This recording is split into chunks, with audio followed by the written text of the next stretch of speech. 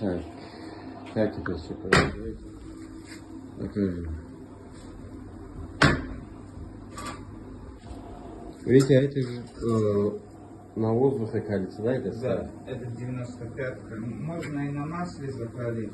95 на 18. Можно и на воздухе. Вот так вот.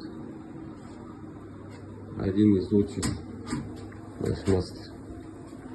Витек. Очень серьезный мастер. Еще одна точка есть. Видел? Не видел? Видел. Он работает. Да, я на ней бываю подогреваю.